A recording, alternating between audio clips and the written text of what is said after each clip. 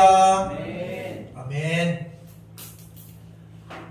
오늘 말씀은 마가복음 우리가 그동안 쭉 1장부터 중요 말씀 구절들을 살폈는데요. 마지막 부분이 되겠습니다. 우리가 부활절이 되면 계란을 나누어서 먹게 되는데요. 사실 계란은 두 종류가 있습니다. 유정란이 있고 무정란이 있습니다. 유정란은 생명이 있어서 21일 동안 어미닭이 품으면 새 생명이 탄생합니다. 그러나 무정란은 품든지 그냥 놔두든지 21일, 30일 지나면 썩습니다. 이유는 생명 때문입니다. 그 안에 생명이 있으면 생명이 탄생하지만 생명이 없으면 겉모양이 똑같아도 썩고 사라지는 것입니다. 인간의 육체도 마찬가지입니다. 동일한 육체를 가졌지만 그 안에 예수 그리스도의 생명이 있느냐 없느냐에 따라 그냥 육체가 썩듯이 영혼도 썩어 죽어 없어지거나 아니면 영원한 생명으로 부활하여 영생에 참여하거나 둘 중에 하나가 결정됩니다. 요한일서 5장에 보니까 아들이 있는 자에게는 생명이 있고 하나님의 아들이 없는 자에게는 생명이 없다라고 선언적으로 선포하고 계십니다. 이 예수 그리스도의 생명은 부활의 신앙과 같이 맥을 하고 있습니다. 그래서 부활 신앙이 있느냐 없느냐에 따라 이 영원한 생명이 있느냐 없느냐가 결정되는 것입니다. 왜냐하면 예수 그리스도의 죽으심도 예수 그리스도의 탄생도 예수 그리스도의 십자가의 고난도 만약 예수의 부활이 없다면 무의미하기 때문입니다. 그래서 부활은 예수 그리스도의 모든 사역을 완성하는 것입니다. 그래서 부활신앙을 갖는 것은 예수 그리스도를 온전히 우리 안에 모시는 것과 같습니다. 오늘 우리가 마가복음 16장 1절로 8절을 읽었습니다. 성경을 조금만 자세히 들여다보면 8절에서 끝날 말씀이 9절로 시작되는 걸 보게 됩니다. 사실 마가복음은 마가가 기록하면서 1절부터 8절까지만 기록한 것으로 그렇게 확정적으로 모든 학자들이 입을 모아 말하고 있습니다. 왜냐하면 9절부터 다시 시작합니다. 그래서 사실 마리아가 안식구 첫날 예수 그리스도를 만난 그 사건, 주님 앞에서 부활의 주님을 경험한 사건이 다시 시작되는데 사실 이 마리아는 마가복음 16장 1절에 이미 다른 마리아와 살로메와 함께 등장하고 그리고 8절에서 말씀이 끝나는 상황으로 가게 됩니다. 그래서 사실 마가복음은 9절로 20절을 누군가 첨가하여 마가복음을 마무리 지었습니다. 왜냐하면 9절로 20절이 없으면 사도행전에서 예수 그리스도의 제자들이 힘있게 사역하기가 어렵습니다. 왜? 예수 그리스도의 제자들은 전부 다 예수님을 떠났고 버렸고 배반했고 부활의 현장에도 없었고 그리고 부활하신 예수 그리스도를 만났던 이 여인들의 부활의 증거도 모두 다 불신하고 고향으로 돌아갔습니다. 만약 그렇게 마가복음이 끝났다면 이 복음서 이후의 사도행전은 시작하기가 매우 어려웠을 것입니다.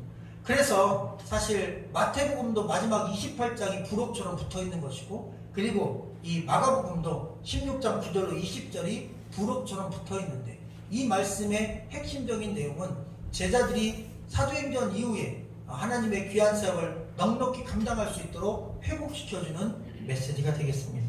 오늘 우리는 그래서 마가가 기록한 마지막 구절인 1절로 8절까지만 살펴보고 마가복음을 마치게 합니다.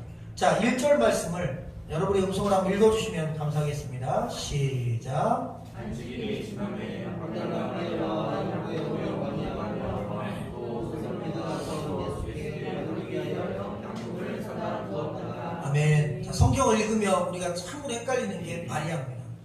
마리아가 참 많아요. 막달라 마리아는 막달라 지방의 마리아입니다. 예수님이 귀신을 쫓아주셨습니다. 너무나 그 은혜가 감사해서 자기의 모든 것을 들어 부었던 그 헌신의 여자 막달라 마리아. 그 다음 또 마리아가 나옵니다.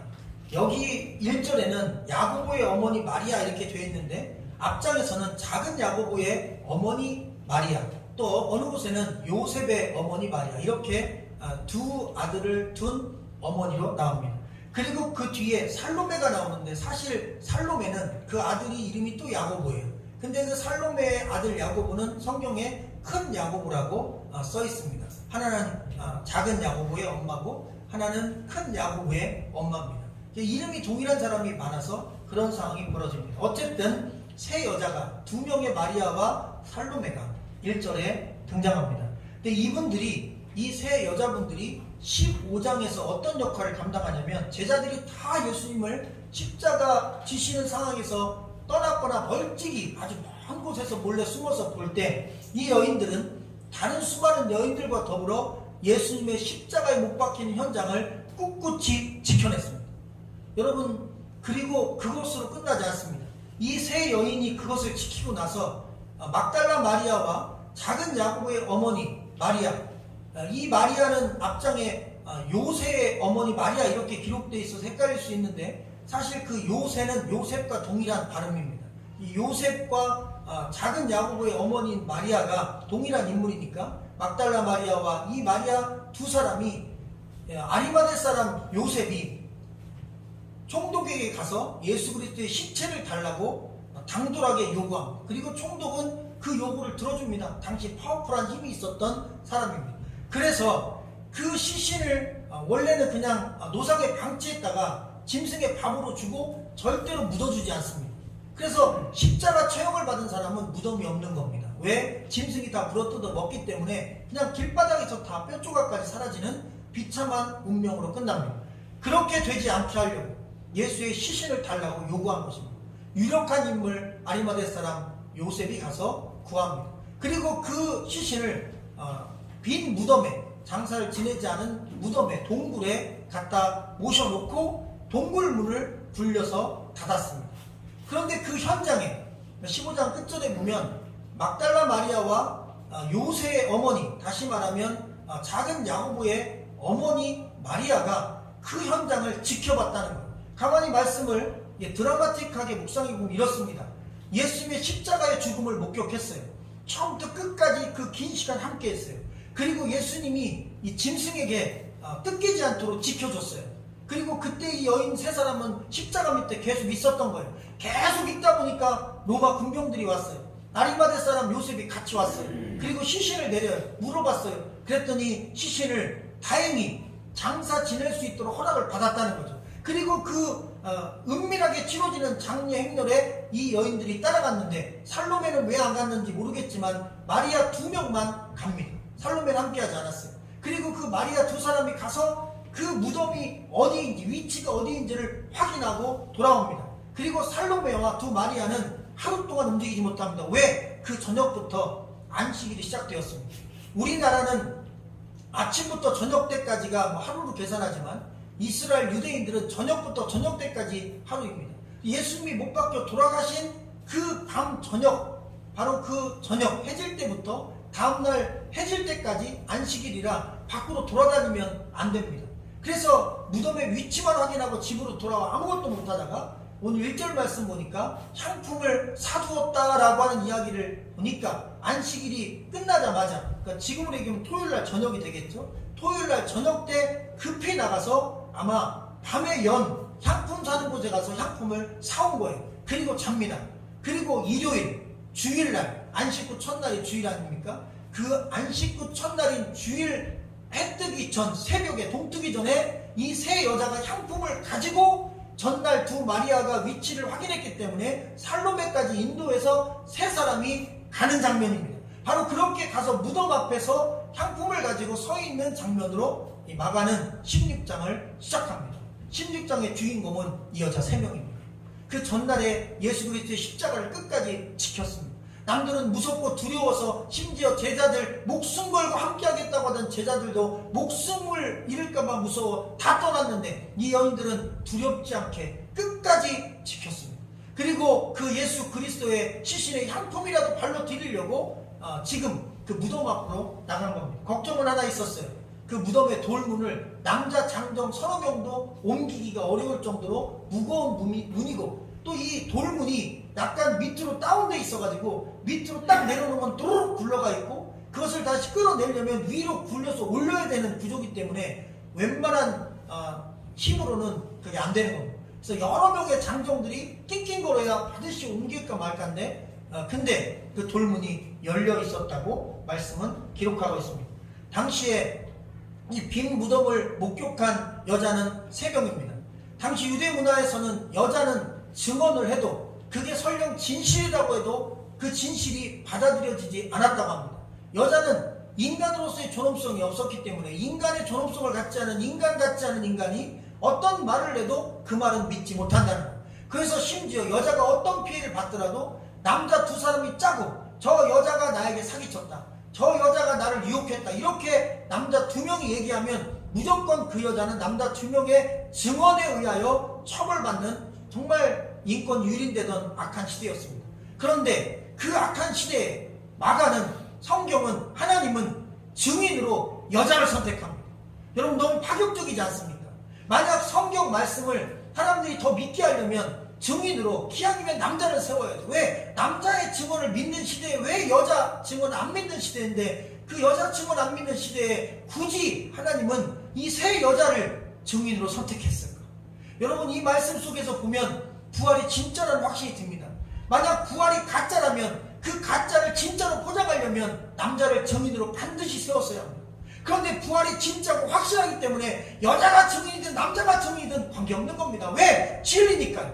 왜? 진짜니까요. 세상 사람들이 전부 다 여자 말을 믿지 않는다 해도 성경은 두려울 게 없어요. 하나님은 무서울 게 없어요. 왜? 부활은 진짜니까요. 할렐루야. 그래서 오히려 여자가 증인으로 선 것이, 성경에서 여자 세 분이, 그리고 그 가운데 막달라 마리아가 예수 그리스도를 직접 보고 나머지 세 마리아가 빈 무덤을 보고 천사를 만난 이 증거, 이 증인, 이 세 사람이 오히려 더 예수 그리스도의 부활을 확실하게 증거하고 있습니다. 또 하나 의도가 있습니다. 여러분, 마가복음은 누구를 위해서 썼냐면 이 마가복음의 수신자가 로마 안에 있는 네로 황제에게 핍박받는 그리스도인들입니다. 그런데 로마 시대에 로마 안에 있는 사람들은 문화가 달랐습니다. 이 유대에 있는 이스라엘 사람들은 여자를 무시했지만 로마 시대 사람들은 헬라 문화를 받고 있기 때문에 이 헬라 문화권에서는 여자가 직장도 가질 수 있었고 여자의 발언이 법정에서 증언으로 채택되었습니다. 그래서 여자의 증언도 법적인 효력이 있는 문화였습니다. 로마에서는 여자의 지위가 상당히 높았어요. 그래서 여자들 세 사람이 보았다면, 여자 세 사람이 증언을 한다면 그것은 법정으로 충분히 승리할 수 있는, 그리고 법적으로 효력이 있는 증언이었습니다. 그래서 상관없었어요. 마가가 볼 때는 여자 세 명이 증인이라 해도 로마 사람들, 로마 안에 있는 헬라 문화에 있는 사람들, 여자의 증언이 유력한, 유효한 지역에 있는 사람들이 볼 메시지이기 때문에 여자 세 사람의 증언으로 부활이 맞다 증언하면 그 청자들, 그것을 읽는 사람들, 독자들은 이 부활이 진짜라고 확신할 수 있었던 것입니다. 그래서 전혀 그것도 문제가 되지 않습니다. 그래서 이 부활에 대한 메시지를 처음으로 접하고 또 부활을 직접 목격하고 증언했던 사람들은 당시에 어쨌든 유대사회에서 인정받지 못했던 여자분들이었습니다. 그러나 하나님은 그들을 통하여 부활의 첫 목격을 경험케 하고 그들을 통하여 두려움과 죽음과 고난과 고통 속에서 신음하고 있었던 로마 안에 있었던 그리스도인들에게 죽음이 끝이 아니다. 예수는 부활하셨다. 너희도 그 부활하신 예수를 믿으면 부활한다. 그러니 죽음도 고난도 그 어떤 핍박도 두려워하지 말지어다. 나의 사랑하는 로마의 그리스도인들이여. 이렇게 마가는 하나님의 자녀들, 하나님의 아들 예수 그리스도를 믿는 그 모든 로마 안에 핍박받는, 고통받는 그리스도인들에게, 지하에서 숨어서 지내는 그리스도인들에게 부활의 소망으로 돌파하라고 강력하게 메시지를 전하고 있는 것입니다. 자, 6절 말씀을 여러분의 음성을 한 번 더 부탁드립니다. 시작. 청년이 이르되 놀라지 말라. 너희가 십자가에 못 박히신 나사렛 예수를 찾는구나. 그가 살아나셨고 여기 계시지 아니하리라. 보라, 그를 두었던 곳이니라. 아멘. 여러분, 세계에 가장 유명한 3대 종교가 있습니다. 우리 기독교가 있고 이슬람교가 있고 또 불교가 있습니다. 그런데 여러분, 기독교만 성지에 무덤이 없습니다. 무슬림은 아예 이스라엘 한복판, 예루살렘 한복판에 그들의 성지가 있어요. 자기들의 교주이자 자기들이 신처럼 떠받드는 모하메스의 무덤이 거기 있습니다. 거기 시신이 있고 거기 무덤이 있습니다. 그래서 아무도 그걸 못 건드려요. 그런데 여러분, 불교는 사실 석가모니의 무덤은 없습니다. 근데 석가모니가 세상을 떠나고 그리고 나서 불에 태워서 그 사리를 이 동남아 쪽에 있는 아주 유명한 절에 나누었습니다. 우리나라는 통도사에 있다고 합니다. 그리고 제가 전에도 한번 말씀드렸듯이 우연히 불국사에 갔다가 이 석가탑이 분해된 모습을 봤어요.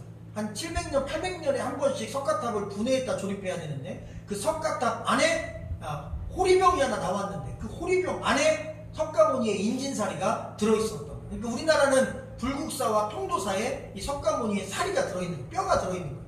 그리고 그 사리를 직접 볼 수 있는 기회가 있어서 저도 궁금하잖아요. 타 종교 분이라도 그 종교에 가장 존경받는 분이니까 가서 이렇게 돋보기로 봤는데 다이아몬드 보석처럼 반짝반짝 빛이 나는 좁쌀보다 훨씬 작은 덩어리들이 막 수백 개가 이렇게 있더라고요. 그게 실제로 석가모니가 세상을 떠났을 때 그 몸에서 나온 일부를 우리나라 불교의 부흥을 위하여 보내주어 이 석가탑에 집어넣고 그리고 통도사에 아예 모셨다고 그들의 주장이 그렇습니다.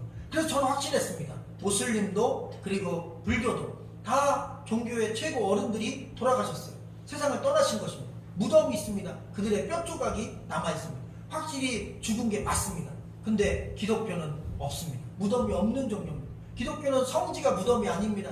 무덤이 성지가 되지 않습니다. 왜? 무덤이 없으니까요. 예수 그리스도가 무덤에 계셨지만 예수님이 3일 만에 살아나시고 부활하셨어요. 무덤 밖에 나오셨고 하늘로 승천하셨고 그리고 우리에게 그 부활을 믿는 모든 자들에게 부활할 수 있는 소망을 우리에게 주셨다는 것이 기독교의 핵심 메시지입니다. 그래서 기독교는 두 가지 기둥이 있어요. 첫째는 십자가 신앙입니다. 두 번째는 부활의 신앙입니다. 십자가에서 예수님이 나를 위해서 죽으셨다는 신앙과 그 예수님이 3일 만에 부활하셔서 내가 예수를 믿으면 나도 부활하여 영생한다는 이 두 가지 교리, 바로 이것이 기둥이 되어 우리 신앙을 지탱합니다. 둘 중에 하나만 무너져도 다 무너집니다. 그 중에 특히 부활이 무너지면 십자가도 없습니다. 예수 탄생도 필요 없습니다. 그래서 부활신앙은 기독교 신앙에 있어서 가장 핵심이 되고 중요한 그리고 버팀목이 되는 신앙의 고백이라고 할 수 있습니다. 부활을 믿는 자는 죽음을 넘어 부활과 천국을 향해 달려가지만 부활을 부정할 경우 죽음과 지옥을 향해 달려가게 된다는 것이 우리가 읽는 성경에 기록되어 있는 메시지입니다. 그래서 부활은 사실 설득하지 않습니다. 성경은 설득하지 않습니다. 부활을 제발 믿어주세요 그러지 않습니다. 부활을 그냥 선포합니다.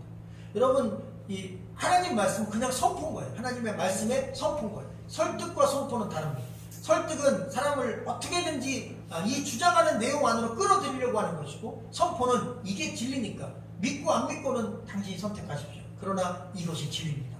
이것이 진리입니다. 부활이 진리입니다. 이렇게 선포하는 거예요. 받아들인 사람이 그것을 어떻게 받아들이든 그 사람의 몫인 거예요. 근데 더 놀라운 게 있어요. 내가 그 부활을 믿어도 부활은 부활이고 믿지 않고 부정해도 부활은 부활이고 내가 천국이 있다고 인정해도 있는 천국이 없어지지 않습니다. 내가 천국이 없다고 주장해도 있는 천국이 없어지지도 않고 있지도 않습니다. 있는 천국은 내가 부정하든지 내가 인정하든지 관계없이 있습니다. 그러니까 내가 중요한 게 아니에요. 내가 인정하느냐 믿느냐 믿지 않느냐가 중요한 게 아니에요. 하나님 말씀이 있다고 하시면 있는 것입니다. 우리 그리스도인들은 그래서 믿음의 주체가 내 안에 있는 어떤 확신에 있지 않습니다. 하나님 말씀에 있는 것입니다. 성경 말씀에서 죽음 이후에 사후세계가 있다니까 우리는 믿는 것입니다. 성경에서 예수 그리스도의 죽음과 부활을 믿는 자가 영생하고 부활한다고 하나님 나라에 들어간다고 성경이 말씀하시니까 우리는 성경을 토대로 믿음을 갖는 것입니다. 그래서 우리의 믿음은 약한 게 아닙니다. 왜? 우리의 믿음의 근본 뿌리는 성경에 있는 것입니다. 하나님 말씀에 있는 것입니다. 말씀은 1.1핵도 떨어지지 않습니다. 인간의 말은 사라집니다. 그러나 하나님 말씀은 사라지지 않습니다. 반드시 그 말씀이 이루어집니다. 그 개인의 말이나 인간의 말이 아닙니다. 하나님 말씀입니다. 그 말씀은 조금 더 요동치 않고 선포된 대로 이루어짐을 믿으시기를 주의 이름으로 간절히 축원합니다. 사도신경으로 우리가 매주마다 날마다 고백합니다. 몸이 다시 사는 것과 영원히 사는 것을 믿사옵나이다. 우리가 몸이 다시 사는 것을 믿습니다. 그리고 영원히 다시 사는 것을 믿습니다. 그러면 그 사는 것은 어떤 사는 것이냐? 바로 그냥 혼자 사는 게 아니라 하나님과 함께 사는 것입니다. 여러분 영생이 우리에게 주어지는 이유는 하나님이 우리와 함께하기 때문에 죽지 않는 것입니다. 예수 그리스도가 십자가에서 죽으신 이유는 하나님이 그를 떠났기 때문에 죽은 것입니다. 하나님이 그와 함께하면 예수 그리스도는 하나님이시기 때문에 죽지 못하고 죽을 수 없는 것입니다. 그래서 마지막 처참하게 부르짖으며 기도할 때 왜 하나님이여 아버지여 나를 버리셨나이까? 하나님이 예수 그리스도를 떠나신 것입니다.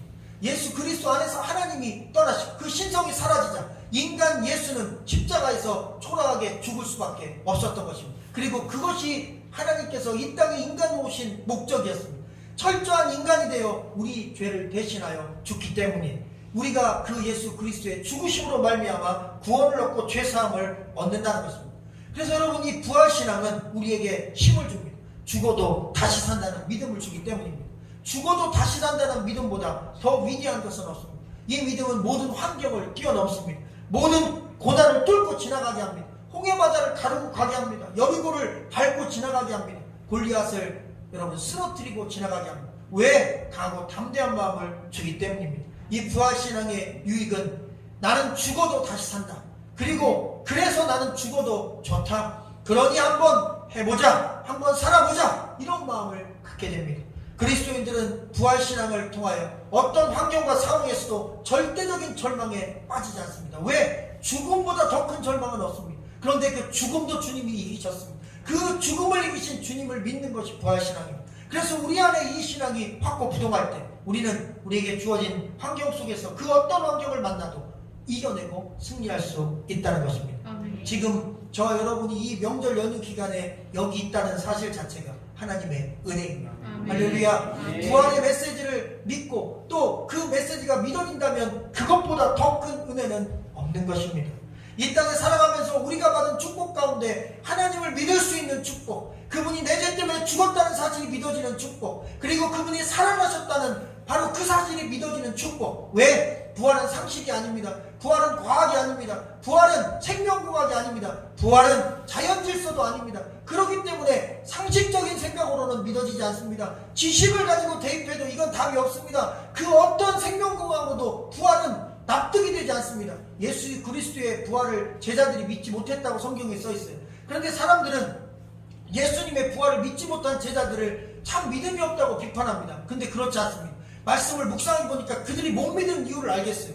여러분, 예수님의 제자들은 죽은 사람이 살아나는 거 수없이 봤습니다. 회당장 야이로의 딸이 죽었다가 살아났어요. 그리고 또한 난성 과부의 아들이 죽었다가 살아났어요. 그리고 나사로는 죽은 지 나흘 만에 무덤 문을 박차고 나왔어요. 예수님이 죽은 자를 살리는 모습을 서너 번씩이나 봤습니다. 그런데 왜 예수님이 내가 부활할 거라고 그렇게 얘기하셨는데 제자들이 여인들까지 와서 부활하신 예수를 만났다고 했는데 못 믿었는가? 이유는 간단합니다. 예수님이 능력 있는 분이라고 믿은 거예요.